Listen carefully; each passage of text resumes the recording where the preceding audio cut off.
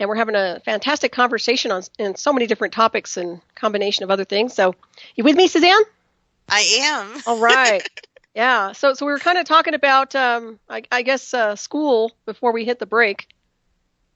Yeah, I just wanted to impress on people. I have conversations with my kids every day, and we don't have cable, we don't have a television, but we do have internet. We have a computer set up instead of a television, and the kids are able to access YouTube. They are on restricted account, by the way. But even with the advertisements, my daughter, my daughter. I laugh every time this stupid commercial with Jennifer Aniston with Aveeno comes on because my son was asking me what is in these products, and I was telling him, and my daughter was overhearing this. So every time she sees the ad, before we can hit the skip button, she says, "Mom, Aveeno is cancer. Is that cancer, Mom? Because I think that's cancer." And I'm happy that she recognizes that these products are not in her best interest.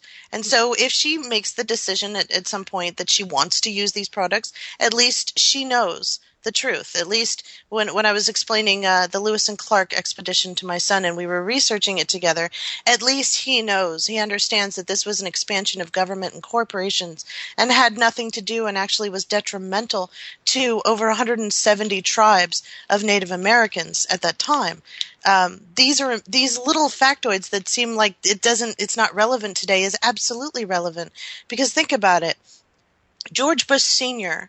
set up the pathway for the program 1033, which allowed our now corporatized police departments. They're all private security firms hired by your city to perform policing services. I've got that all linked up in occupycorporatism.com. Please go and check that out. I'm not making this up. There's a whole little way you can double check what I'm telling you. You can go to your Secretary of State website, and if you want, you can email me at occupycorporatism@gmail.com, and I will explain it to you and even go through it with you and help you out if you'd like. But that little thing that George Bush Sr. did all those presidencies ago set up the situation that we have here in Ferguson. And when I look at what's going on in Ferguson, and I've had these conversations with people who are in touch with friends who are actually there, and I get updates all the time, including video from some of the journalists that are actually there, independent journalists, real independent journalists, who are there just filming everything and not setting up this whole big stage to make it look like, oh, look, I'm here. The whole scene makes me think that if that 1033 program had been opened up during the civil rights movement, I think that would have gone completely different, don't you? Mm-hmm. Yeah. So we live in the times that we live in, but we also have this idea that everything happens and it's an independent, isolated incident. And we live in the consequences of what happened to the generation before us. And if we look at it that way and understand what that means, I think that we have more of a chance of really defining what the actual problems and issues are and where we need to really make some serious changes, not only to our personal nuclear family, but also to our community, to our nation, and also abroad, because like you and I were saying, this is a sphere and we all live on it, and we may say that this land is America and this land is China, but what China does affects us and what we do affects China and everybody in between. So these archaic ideas need to go away so we can understand how we all fit together and work together, because otherwise the corporations and the governments are just going to bring down more police state, because they're not going to be able to continue on the ideology for so long. This is evidenced in what we're doing now. What happened in the 60s, which was basically isolated to the United States and the UK and maybe a little bit in France and Spain, the hippie movement, now has morphed into this other movement where we are actually toppling governments. And because, look at what happened in Thailand. They banned the film Mockingjay. They banned it from being shown in theaters because those who did see it wanted to start an uprising, and they wanted to form groups to dissent. And so this movie is banned in Thailand. Mm. when I saw that article, what was interesting to me was this is a group of people who are prime ready for groups like the International Republican Institute, who has been integral in all of the fake revolutions all across the world, including most recently what's going on in the Ukraine. And by this information coming out, it's almost like setting up a neon sign and saying, okay, IRI, go ahead and bring over one of your fake revolutions here. We're ready for it. We're under dissension because of the ideology that you and I were discussing earlier, where we don't understand how to discern. We don't understand what's facts and what's fiction. And so we're reactionary. And yes, absolutely, our governments are oppressing us. And yes, absolutely, the banks are screwing around with us. In fact, I put out an article this week about how this rush to buy gold is actually financing banker corruption. Okay? Not only is it a commodity that they skeeve off the top when they mess with the price of it twice a day, once in the morning and once in the afternoon, but it's a commodity, and so its weight does not hold. Its value does not hold because the price goes up and down. That's what a commodity does.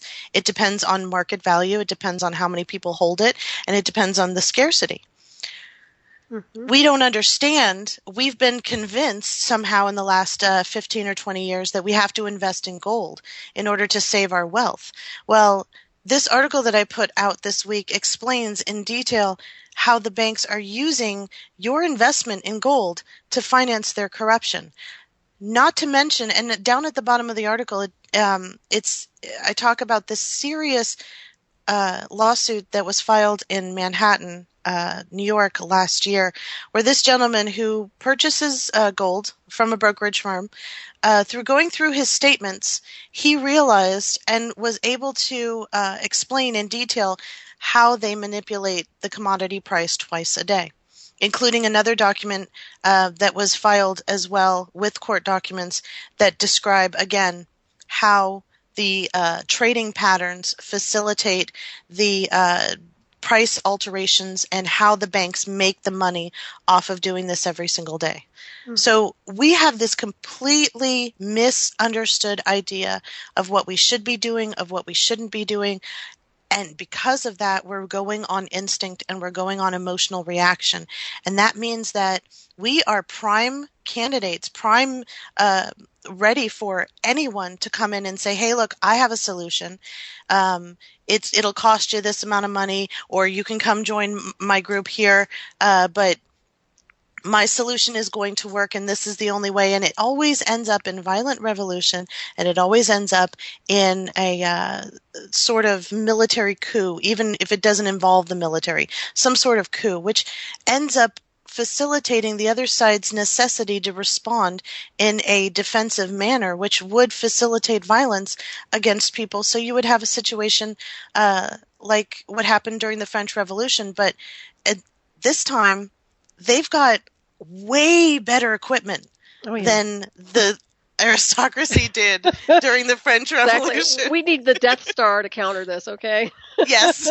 I mean, seriously, they have some really, that's not even including the black projects, and all the underground programs that they have with the advanced technology. But yeah, I agree with you on that. Diplomacy goes a long way. I mean, we don't have to have a violent revolution, but I do think people are getting pushed to their limits. And I think they're doing a passive harassment. They're doing a psychological war game that they've been deploying, across the United States and abroad. And and you're right. They're using people's emotional reactions to control, manipulate them. Absolutely.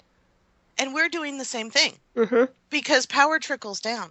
So we are manipulating and we are coercing the people around us and doing and segregating into these little groups and deciding on the future of our personal life and the future of our professional life and how we vote and how we what products we purchase based on this social engineering. And social media facilitates this in a dramatic way.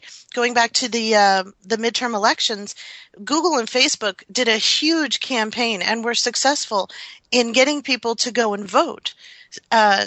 They were obviously pushing for the Democrats, and it didn't work out in the Democrats' favor. But the idea that social media has that much influence on getting people to go to the voting to the voting booths is insanely. It's insane. When you take into account, there was a study that was done 2 weeks ago, and I reported on this, about how Facebook and all of the news articles and your favorite news outlets or your favorite broadcasters, they all influence who you voted for in the midterm elections.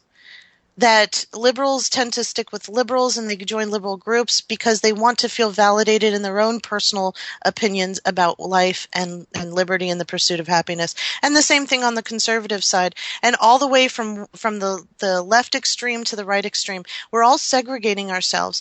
And we're all talking about this one-party system and how we're all being manipulated, and yet we fit ourselves into these little compartmentalized boxes that are set out for us because it's so easy. The group is already there on Facebook, and they agree with everything, and I won't get attacked by any trolls. I won't have to explain myself. I won't have to question my personal paradigm. Gee, let me join this group. Oh, and I'll just do everything that they're doing. That's what social media is becoming. It's becoming like these little chicken coops where everybody who believes a certain way is there, and they can all henpeck each other. But at the end of the day, they're all going to help each other out because they're all in the coop together. Yeah, and these are people you would never have a cup of coffee with, by the way, in real time, real life. Oh, absolutely. That's what's so funny is your imaginary friends on Facebook. But you know what I mean? I call them trolls in training. Not everybody. There's some good people on there, don't get me wrong. But you know what I mean? But people get triggered on social media, big time. They do. It's an emotional reaction. Facebook did an experiment over the course of 2 years, and they did this with the University of California in San Diego or Los Angeles. I cannot remember which one. They posted fake posts, and they wanted to see what the emotional reaction was to these posts. And what they found out was if they posted negative posts, the people who commented on the posts were likely to comment negatively and were likely to post on their pages or their profile more negative posts subsequent to the post that they saw, the fake post. If they put a positive post, the commenters were more likely to be positive, and they, in turn, when they made posts themselves, they were more likely to choose positive posts. So Facebook is absolutely manipulating your emotional state. And if you are in the fight or flight mode of thinking and you are constantly being bombarded by fear, then you are going to react in a fearful manner toward everyone, including being overly defensive whenever anyone makes a comment. And I think we tend to lump everybody who disagrees with us when we're in that emotional body as a troll. And I think that label has been overused. It's kind of like ADHD. Everyone's got ADHD now. It's like that. And so we need to stop. We need to take some time out, not react, think about what we're looking at, take some time to maybe question. It's not unusual to be skeptic. It's a good, healthy thing to show skepticism. It's a good, healthy thing to say, what are the evidence? I had a post recently. It was on my Facebook page. My original profile got hacked. Yeah, that's what you were mentioning. Oh my God, it was horrible. I had to jump through these hoops. It kept logging me out while I was on Facebook, and I was not logging myself out at the time. Eventually, it got to a point where Facebook said it couldn't verify my identity, even though I went through the CAPTCHA and the facial recognition with the friends. Good one, NSA. Yeah, thanks a lot. I did that 3 times. I jumped through those hoops 3 times, and the third time they said that they wanted a copy of my driver's license, social security card, banking statements, utilities bills, my marriage certificate. Well, I said no. That sounds no. Suspicious. Yes. That sounds like a hack for sure, yeah. So I set up this new profile, and this new profile is now restricted. I'm in Facebook jail for the next month. I can barely post. I can't respond to any posts at all. I can accept friendships, but I can't request any, so I'm in jail for the next 3 weeks. Like Monopoly, huh? Exactly. But what I noticed with all of that happening, and that sort of freed me up a little bit to sit and think, because Facebook becomes encompassing. Mm-hmm. You know, I spend a little bit more time than I should because of what I do on Facebook. But if I had my druthers, I wouldn't be on there at all. Right. At all. But I realize that fact-based news needs to penetrate the tabloid journalism that is prevalent on Facebook. You don't see that so much on Twitter. You see a lot of garbage going around Twitter, but people call it out really quickly. On Facebook, it's sucked up and it's pulled into the personal paradigm. So I was having this conversation with a gentleman privately about Band-Aid and Live Aid and Bob Gandolf, and how the money that was raised in the 80s for Live Aid and Band-Aid subsequent were used to promote this mass relocation program where 150,000 Ethiopians died, including armory for soldiers who were fighting the dissenters, who just happened to be the Ethiopians who didn't want to relocate. And all of this had to do with resource allocation, by the way. But people who donated to Live Aid and Band-Aid would never have thought in a million years that their donation would be used for this kind of endeavor. But that's exactly where the money went. So the conversation I was having with the gentleman privately went public, and this woman piped in, who was not part of the conversation, and she said, well, what evidence do you have of this? And I respected that. Absolutely respected that, because the conversation didn't include any source links. Mm-hmm. And usually when I make a comment publicly, I include the source links. So I'm not making this up. I went and found information, provided that information for her, and she was thankful for it. And she should be skeptical. More people should be like her. In another state of mind, I might have said, oh, that's a troll. Just, I only use facts, and everybody knows that. So why would she question what I'm saying? But you should question what I'm saying. Everything that I say, you should question. And go look it up for yourself. Because what I have to say is based on my evidence and my research, and using the tools that I was given as a paralegal to discern between fact and fiction. But everyone needs to know for themselves, that you need to see it for yourself, what's actually happening. And just because I make a comment, and even though it's researched, doesn't mean that you should ever listen to what I say and just take it at face value. That ideology, which is prevalent on Facebook, is the kind of ideology that fosters the viral articles that are absolute tabloid journalism, total bunk, or the fear porn that, oh my God, the sky is falling. And then when we go to make decisions like the elections that we just had, we don't know which way to go. So we vote, we make decisions, we make purchases based on how we feel. And as long as we do that, then we're still drinking the Kool-Aid. We're still under the spell, no matter how awake you think you are. And it's unfortunate, because if we just take a step back and stop and think, why am I reacting this way? Why does this touch that part of me? And analyze that and look at research to find out if this is even true, then you will know how you're being manipulated and how that emotion is being elicited out of you. And you can start to understand what the agenda is behind why they want me to feel that way. Mm-hmm, exactly. Well, I think it boils down to critical thinking, as you were communicating. And also, people have been entrained. There's an entrainment going on with people are basically programmed not to question anything, not to question authority and the illusion of authority, not to question these lawless bills that are being passed. They're literally lawlessness in motion, not to question the corruption in D.C., not to question anything. And so that's the problem we're running into, is this complacency, but literally it's part of their program too. But I think insofar as researching goes, I agree with you. People need to research and investigate on their own. But unfortunately, when they're trying to research, especially on the internet, it's a hit or miss thing. It's either censored out unbelievably, or you can find some good particles of information. But yeah, I agree with you on so many different levels. And I do think people just need to break away from the grid. And I'm talking about electricity in general. I mean, we're constantly getting hit with dirty electricity and all sorts of other frequencies that are jamming our natural brainwave functions. So and as much as I can work on my computer a lot, I know I do. I know everybody else does. But we literally need to break away from that and get out and breathe and actually ground into nature. Yes. I have changed. I used to spend so much more time, pockets of time throughout the day, going back to the computer and writing it. I love what I do so much that I had to step away from it a little bit and write less and spend more time with my family on a recreational level, because school for homeschooling is like between 9 or 10 in the morning till about 2 or 3 in the afternoon. But then I would run off and write articles. And so then, my husband and I would switch off, and because we both work from home.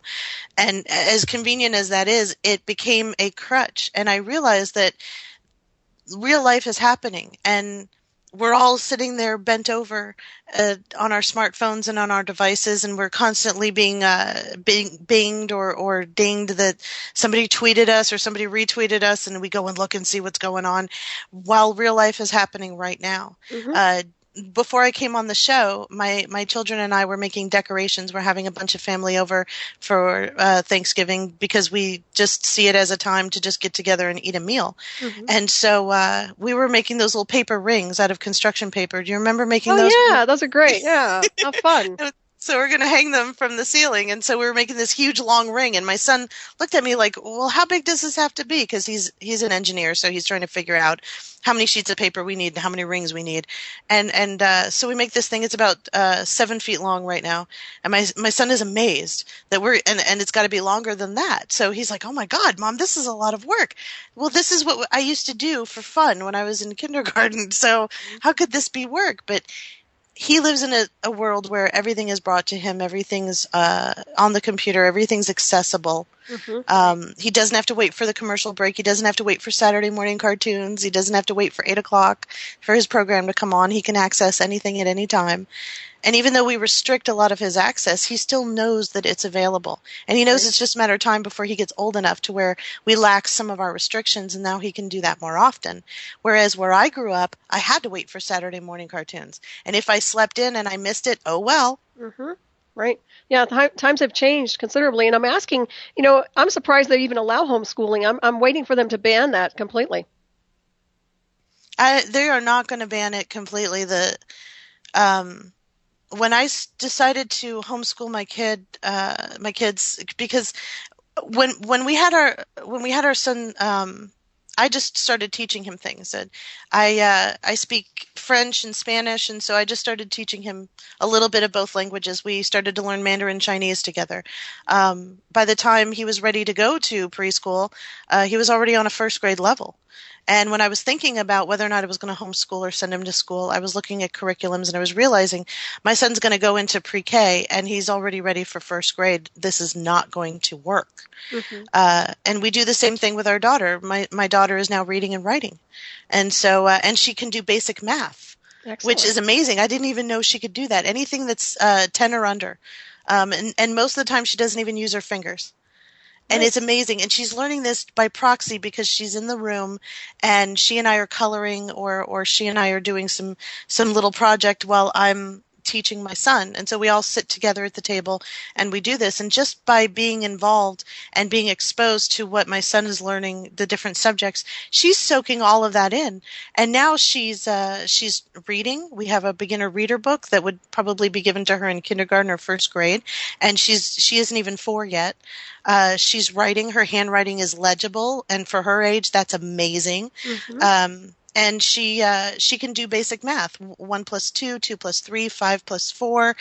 She understands, and she's not using her fingers all the time, which is shocking me because she's just sitting there and she's a sponge, and these children are sponges. Mm-hmm. And so I think, to just wrap up what I'm saying, because I feel like I'm incessantly babbling right now. No, not at all. No, that's a good point you're making. It's such an important to be involved with your children. Right. If you're going to bring these people onto this planet, be involved with them, get to know them. They come fully formed with their own personality. They're not a blank slate. Your job is to get to know who they are and find out what they're best at, what they excel at, what really lights their fire, and then help them to be the best version possible. I'll give you an example. My son is in love with Minecraft, and even though I fought it, he does play Minecraft. But my husband and I were talking about what were we going to do because he was obsessed with Minecraft. So there's a program called ArchiCAD, where it's like Minecraft, it's just really small blocks. And now my son not only can build in the virtual world in Minecraft, but by learning the ArchiCAD program and also Rhino, which is another program that they also teach in schools, my son is able to build buildings that he could take to an architect, and these buildings would actually be built. ArchiCAD is the same program that architects and engineers use. Nice. So I'm giving my son, he loves to build, he loves engineering, he loves robotics, he loves all of that. So we're giving him the ability to do something that if he chooses to in the future, he has a skill set and he is able to do something with that if he chooses to do. And the fact that he's 8 years old and he's able to use this program to me is amazing. I don't know. I'm biased because he's my kid, but my children have shown me, and I'm a new parent. They're 8 and my daughter's going to be 4 next month. They're so young, and what I've learned is that these people just want to learn and know the best possible way to get through this. They don't understand the concepts. They don't understand the rules. Rules change and society changes so quickly. And, sometimes parents just feel like saying, because I said so. And there's no rhyme or reason. You just can't do it, or you can't have it, or we're not going there today. Mm-hmm. They're trying to figure this out and how they fit into it. And they have taught me that people come fully formed. They exist independent of you, and they are not something that you can use or something that you need to benefit your life. They are an experience that you're having because they are there in your presence. And that in itself is so precious that if we understood that and appreciated that, that could just permeate throughout everything, throughout when we go to work, throughout when we interact with people while we're out purchasing things or as we're driving. And wouldn't it, I know it sounds kind of flowery and hippie, but wouldn't it be great if we just maybe kind of considered the other person and paying that forward and maybe see just as an experiment if that would work, if it would make everybody around us a little bit happier. And then if that permeated out a little bit farther and farther and farther, maybe people wouldn't be so psychopathic and so evil and be attracted to things that hurt other people, that we'd start to change that idea that violence is not acceptable. Even the thought of violence is not acceptable. There are other forms of communication, that we don't have to hurt people to get our way, that we don't have to destroy somebody else's business in order to have our own, that we don't have to enslave people through GDP and deflated or inflated currency, that everything can be fair to an extent, and that most of the rules and regulations that we have can be just thrown away because people are inherently moral, and we don't need some aristocracy who claims to be divine by birthright to tell us that.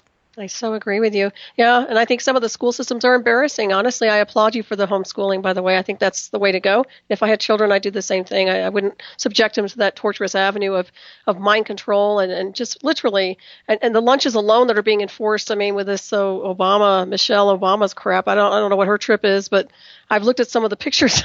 And it looks pretty nasty. So I do think that you're right on the path. I mean, that's what it's about. And I do think we can deprogram by osmosis alone some of this violence. But when you have a corporation, which is literally the government disguised, promoting violence, literally, and abusive behavior through their personnel and the people they hire, that's got to stop. We have got to put the brakes on this and change it for the better. And I think we can. And you're a great voice for this, by the way. And I really respect what you're doing, Susanne.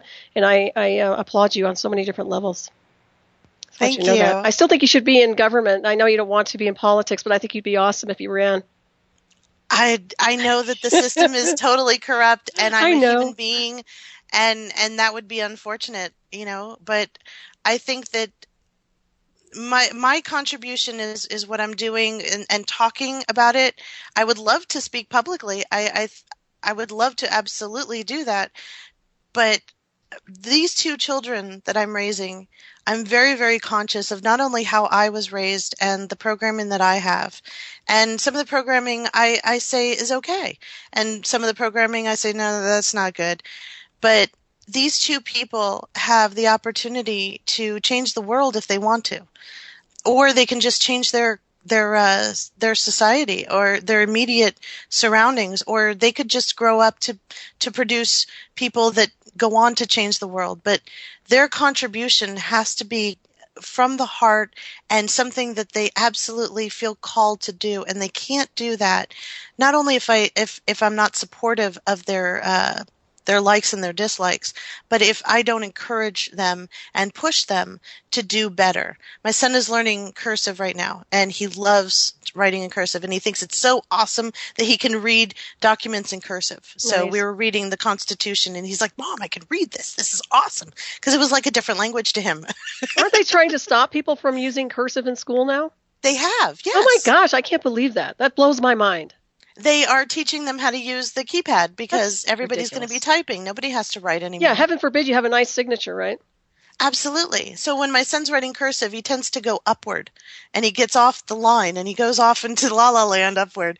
And I'm constantly, hey, this is great, this is legible, but you got to stay on the line. You got to stay on the line. And he gets frustrated with me. Mom, I can't help it. I've got to follow the swirliness, and I can't lift the pen off the paper. And His autograph, Suzanne. I know.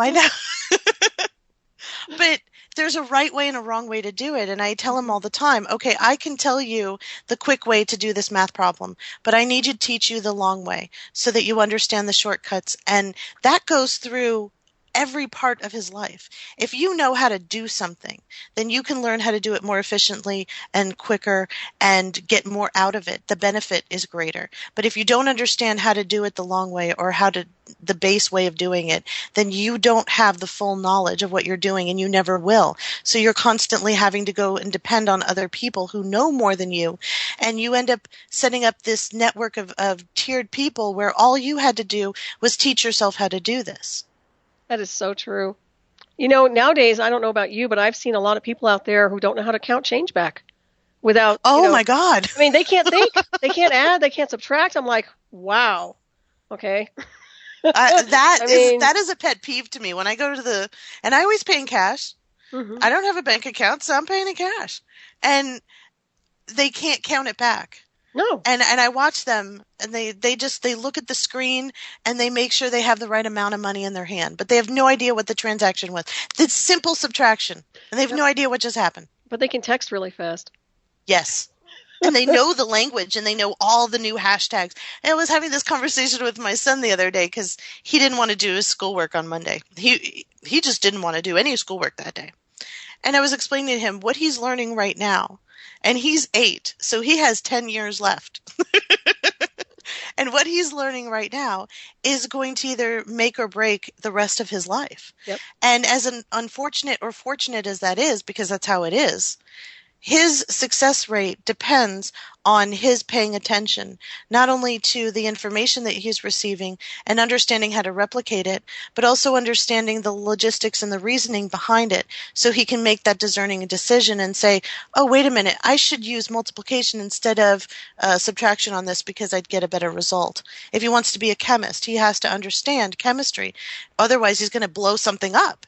If he likes to build and he's into robotics, so if he's building something or if he's programming a computer, he has to understand how that computer works in order to make the necessary changes to his program. Otherwise, there's going to be no functionality. He'll turn it on and it won't function. Mm-hmm. And he's learning that. He's got a couple of helicopters, radio-controlled helicopters. And so he's learning about radio waves and logistics with tiny little robots, understanding how they work. And he's really brilliant. I'm talking about my son a lot tonight. I'm sorry. Oh, that's good. I think it's fine. No, I agree with you. You know, do you remember in the old days they had the chemistry sets for the kids? I don't know if they still sell those anymore. Well, you know, I grew up in a household with 6 kids, and I had a brother who liked to make those smoke bombs. Nowadays, that would be a terrorist thing. You know, you're right. And I remember lots of kids who smoke bomb the bathroom. You know, when you think about it, it's so funny. It's so weird. But I think society is being programmed not to think. Yes. That's pathetic. The argument of whether we should arm the teachers. Well, if people are going to walk onto campuses who have guns, who shouldn't be on there, yeah, somebody on that campus should be armed. Oh, absolutely. Yeah. And if they're going to storm into the classrooms, which they do, then yeah, maybe it's not a bad idea if you have a woman or a man who knows how to use a gun, who has the certification and who's properly trained. It's not a bad thing. However, why do we even have to go there? Right. Yeah, I agree with you on that one. Well, you know, it's interesting. I think it just boils down to situation awareness as well. And of course, not being, you know, staring down, but looking around and paying attention to what's around your radius, but also self-defense. I mean, what's wrong with a martial arts class and putting kids into martial arts class at a young age so they can defend themselves? You know, they don't want kids to be empowered these days. They want them programmed and they want them all unified and cookie cutter so that they don't think for themselves and they can be part of this false matrix where they're just getting sucked in and vampire, that just literally their energy is getting sucked dry. So that's what I see anyway. I don't see any education. I think the main school systems are pathetic from what I've observed. I agree with you. Yeah, that's why I didn't enroll my son in school, because when I went and sat down and looked at curriculum and spoke with some of the teachers at various elementary schools, I said, no, my son's past this. You would bore him. You're boring me. I'm not even Oh yeah, gonna. and it's always psychological games too. It's like, what's the matter, Johnny? What's wrong? Oh, if you bite a cookie that looks like a gun, oh my gosh, bring the therapists, arrest him. I mean, that's what's happening here, really, and it is. It is. Since they allowed the psychologists and the psychiatrists into the schools in the 80s, we have seen a over 250% rise in violence in schools. Remember, folks, we're seeing a rash of violence in schools, but there was lots of violence in schools 10 years ago and lots of violence in schools 10 years before that. And does anybody remember? I mean, I know you can't answer me, but raise your hand. I'll sort of see you. Do you remember the drive-by shootings? Oh yeah. Where did all those drive-by shootings go? Right. They went underground. Mm-hmm. But it was because of those drive-by shootings that the SWAT teams were created. And it was because of those SWAT teams and the drive-by shootings, and in areas like in Everett, Washington, where my husband's from, where the gangs completely run the entire city of Everett. And the police were scared to even go to the scene. They would show up 15, 20 minutes later after everybody was dead. They were not going to show up when anything was going on live. Mm-hmm. And because of the SWAT teams and the raids for the drug dealers and the gangs that were going on, and remember in the 80s and the 90s when the little kids were getting shot in these drive-by shootings every single day, Mm-hmm. and they were always talking about funerals every single day, it seemed like. This violence shifts and moves into various different ways depending on what the society is willing to accept. And so it either goes underground or it goes above ground or it's right in plain sight. But it's always there, and it facilitates the need for these other things to happen. And as far as education goes, when I was in school, my mother decided that she was going to teach me about sex ed. And she did not want me in my humanities class to take the semester for sex education. So she signed the waiver and opted out. And my mother taught me everything at home. She worked in hospitals. She knew lots of doctors if I had any questions. And everything was fine. I had a complete understanding of everything that Mm-hmm. you should know. But this waiver is still available in schools today. In fact, I went and called a couple of schools and found out that, yes, you can opt your child out. Now, I know in some of these sex ed classes, they're teaching absolutely horrible things that it's not, nobody needs to know that. That's private. That's Right. personal.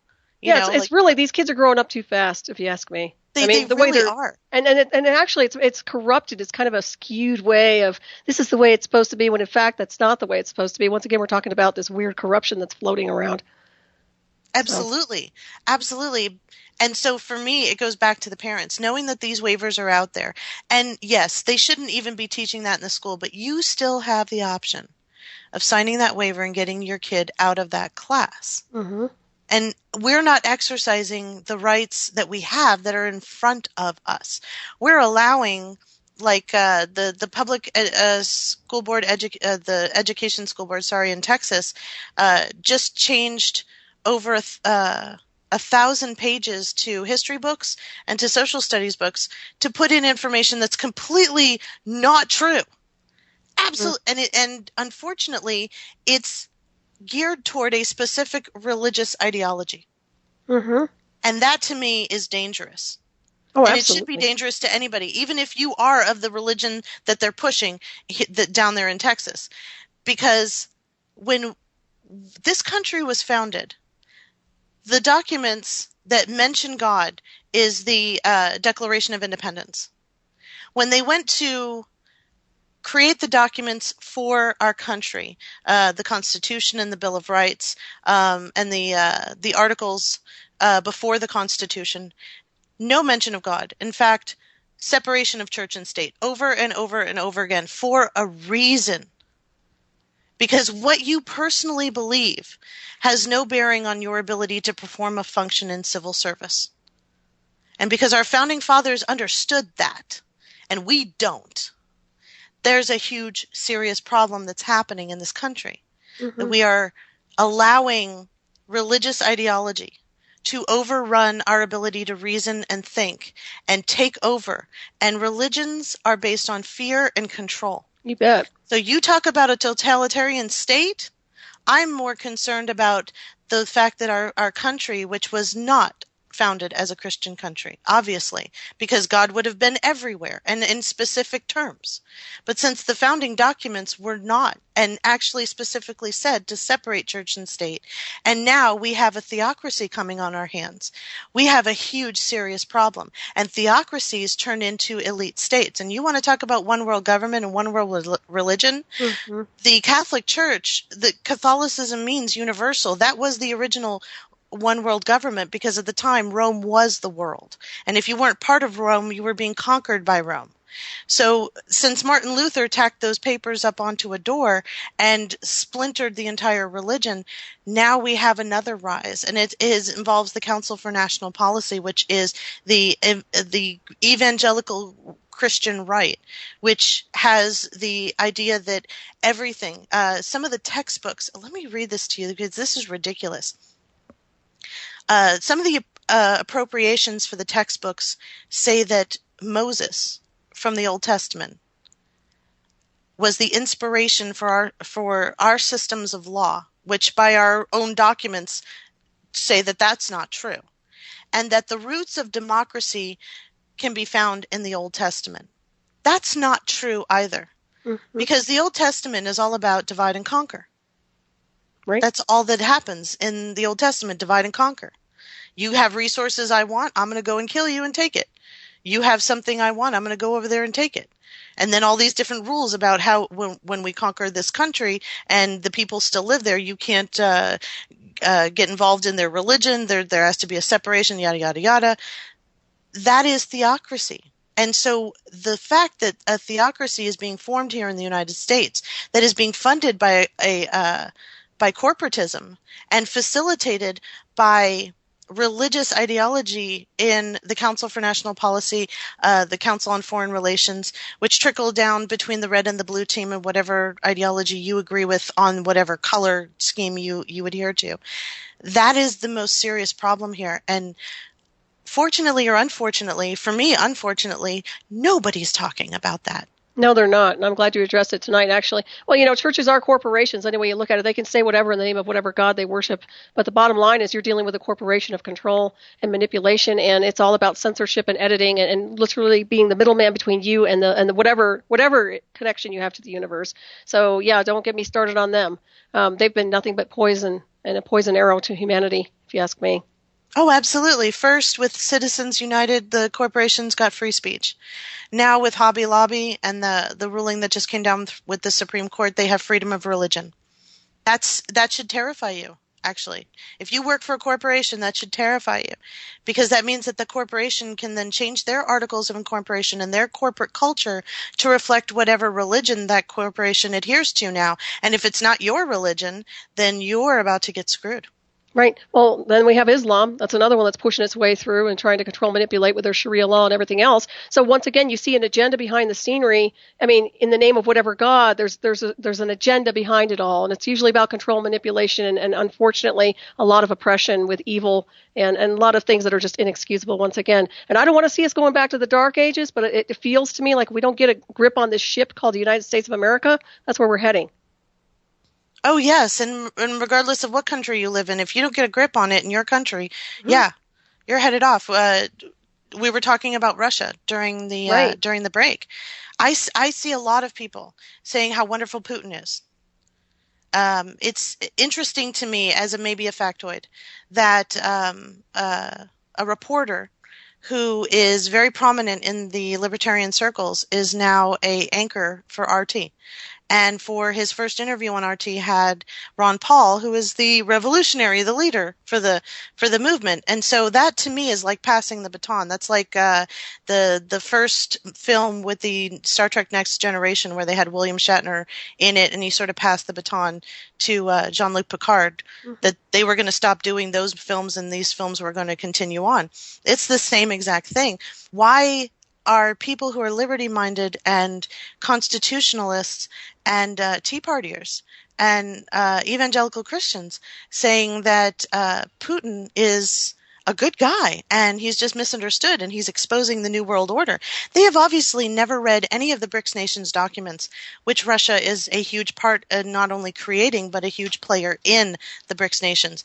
Because if you read those documents, that's one world religion, that's New World Order themselves. They have a different version of the New World Order. People have never heard of the RIA Novosti, or how RT is funded through the Kremlin through RIA Novosti. And RIA Novosti used to be called the Ministry of Propaganda when they were formed in 1944. So the ignorance and the infiltration that is allowed through the ignorance is the problem that I see, the huge problem, the elephant in the room, if you may, that nobody wants to talk about, because what that means is that maybe what you think is important, or what you're told to think is important, is the agenda that's being pushed. Right. Well, it's like pick your poison, the bottom line. And of course, the masses, once again, are looking for a solution and a savior, to be honest. I think that they're just around so much toxicity that they don't have any discernment, that they just want to reach out and go to anybody who even appears to be halfway decent. And I think that's, once again, programming and entrainment. Absolutely it is.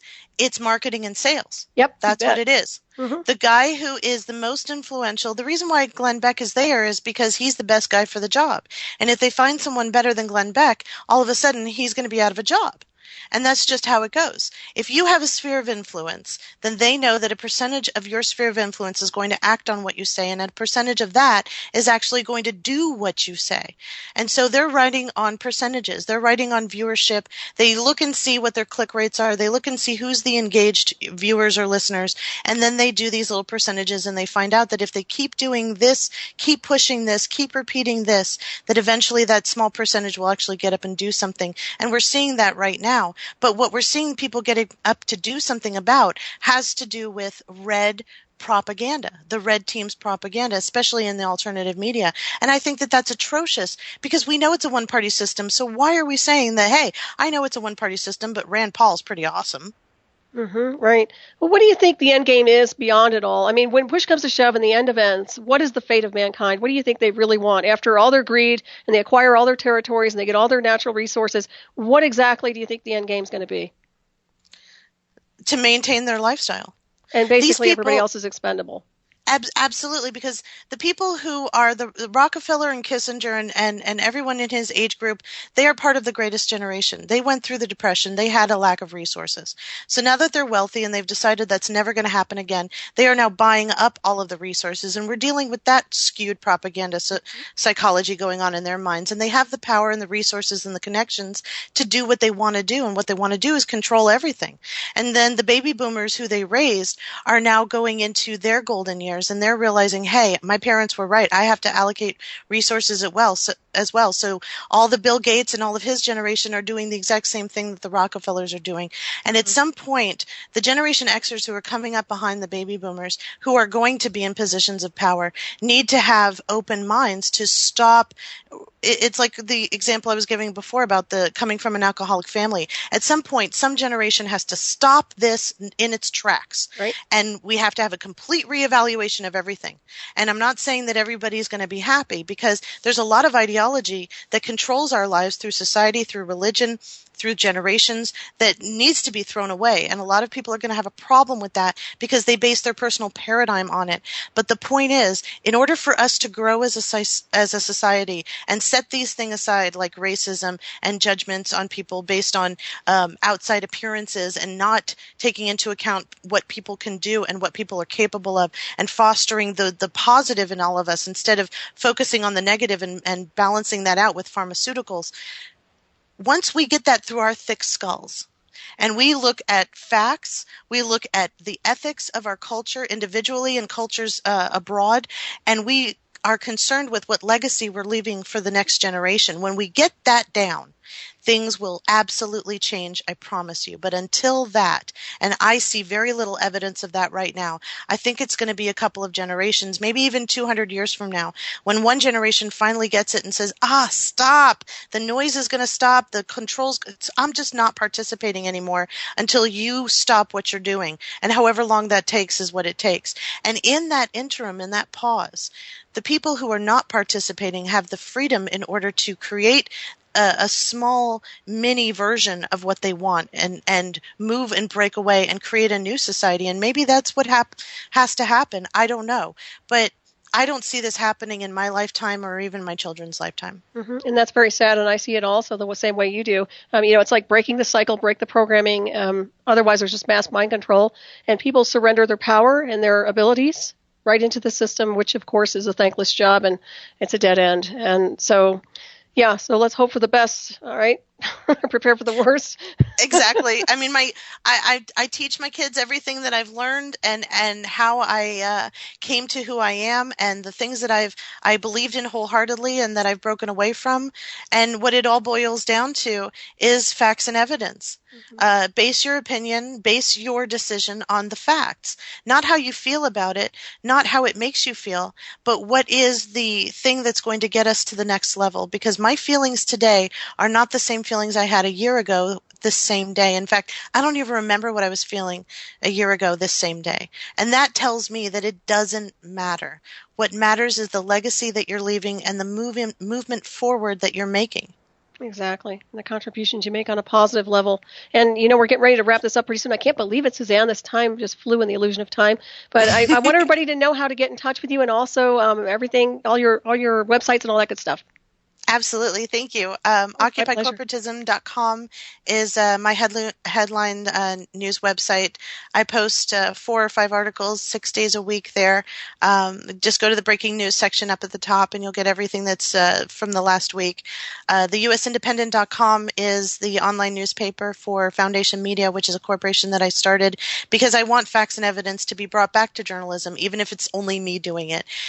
We have 23 contributors, and we just added 2 more to the roster, and we will be adding more as we go along. And these are wonderful people who understand that facts and evidence is what we need. And if you're going to write an op-ed piece, we actually have an op-ed section, because I want people to understand the distinction between what somebody's opinion is, no matter how educated they are, and what an actual factual news article is. So there's a distinction up on my website, and it's very, very seriously adhered to.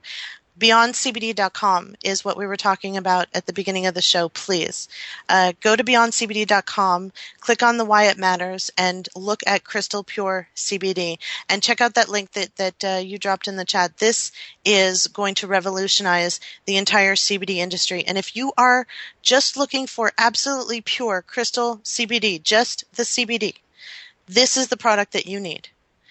We have it in very strong concentration right now with Formula 1. Formula 2 and Formula 3 will be in different oils, all organic oils, avocado and grapeseed, and possibly at lower concentrations. But this is the molecule in the hemp and marijuana plant that scientists over hundreds of thousands of studies have shown have positive effects in almost every ailment you could possibly imagine. You can contact my husband for any questions at posel@msn.com, POSEL@msn.com. We have the Novus group that we can get you in touch with. We have access to doctors and nurses if you have questions. If you need to know exactly what this is going to do from a medical standpoint, we can get you in touch with those people. The Novus Medical Group is a great group. It's national. I suggest that you go and look them up, and we are affiliated with them, and we will be offering the Crystal Pure CBD for their members at cost. Excellent. So because I want you to have this, because it works, because it's healthful to you, and because if the government patented it for a cancer treatment, then you should be taking this. And this is the purest form on the market, bar none. No one has a purer form of CBD than I do. And the reason why I brought this product out, and I never would have brought a product out, and I never saw myself ever bringing a product out, but the reason why is for the same ethical reason that I write my articles with facts and evidence, because this has facts and evidence to back up its claims, and because it works, and I take it myself, and I want you to have the cleanest, purest form available, and that's what Crystal Pure CBD is. So thank you for letting me rant. Oh, you're not ranting at all, Susanne. It's been a pleasure and an honor to have you on. I hope to have you back again very, very soon. I have a lot of respect for what you're doing, and thank you for being on the front lines out there and bringing some integrity out to the news. And also, I want everybody to to stay tuned for Shiny Side Out with David Dundra and Mecki coming up next to sell you on into the night. And also thank you all for tuning in tonight. Hope you appreciate this information. And please look up Susanne's website and check out her information. I think you'll be very pleased you did that. And I don't know, we're going to run out of time here, I know, for a second here. What do you think of that Russian satellite that's been out in orbit that supposedly is some kind of a ghost craft? Have you heard about that? I have. I was actually going to look that up later tonight after we get off the air. I don't know, but it's fascinating to me. I really want to take a look at this. And I know there's some video on YouTube that I can look at too. So excellent. Yeah, I'm wondering about that because it's supposedly able to disable other satellites, and I'm wondering how much of that is associated with psychotronic hardware. Because if it's able to disable other satellites that are driving psychotronic hardware, that's not a bad thing. Well, there was a study that was done earlier this year with a gentleman working with epileptic patients, and he noticed that if he used a light, shining a light in a specific part of their brain, their consciousness, they shut off. And if he shone the light back, they would turn back on. Very interesting. Yeah, well, they're using so many different kinds of exotic technology and weapons these days, and most people aren't paying attention to it, but that's kind of my area. So I always pay attention to things that are floating out in space and the ethers and our orbit, which is nothing but a junkyard right now. Oh, yeah, no. When you see pictures of the Earth, you don't see that ring of garbage that we have around our planet. Oh, it's like Space Junk Central, I swear. It's almost laughable when you think about it. It really is. I mean, if you watch that movie WALL-E, that's basically what you're going to see if you actually took a real look at it. Well, I'd say it's overkill to some degree. I mean, we have way too much surveillance, way too much busyness, and hopefully that's something I'd like to see kind of dismantled. That would be nice. Yeah, because there's a return to natural cycles. It just feels good. My husband and I spent 5 years on an organic farm, and you rise with the sunrise and go down with the sunset, and that natural cycle of hunkering down during the winter and doing other things, and then being very active in the spring and being very active in the summer. It just, you feel good when Absolutely. You feel like you're part of something. Totally. Well, thank you, Suzanne. Thank you, everybody, for tuning in. Have a great week, everybody, and have a very safe Thanksgiving.